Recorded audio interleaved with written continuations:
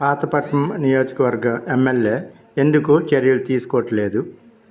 అందరికీ నమస్కారం.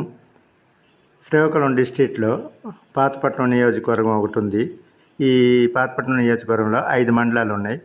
1 ఎల్లన్పేట, 2 ఇరమండలం, 3 కొత్తూరు, 4 పాతపట్నం, 5 మెలేపట్టి. ఈ 5 మండలాల తాలూకా ఆర్బీకే వాళ్ళు ప్రపోజల్ ఎందుకు పంపించలేదు మన వ్యవసాయ శాఖ మంత్రి గారికి? ఎవరెన్ని ధాన్యం పండించారు, ఈ వ్యవసాయ పంట ఎవరెన్ని జొన్నలు వేశారు, ఈ క్రాప్ చేసుకున్నారు కదా.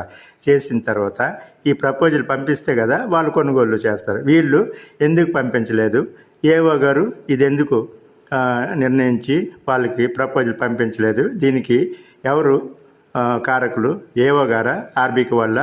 మాకు తెలియట్లేదు. మేము పండించిన ధాన్యం అన్నీ, జొన్న గింజలు, జొన్న విత్తనాలు అన్నీ కూడా అడ్డకు పడ్డగా బ్రోకర్లకి ఇచ్చాము. అంటే ఈ బ్రోకర్లకి ఎవరు ప్రేరేపిస్తున్నారు?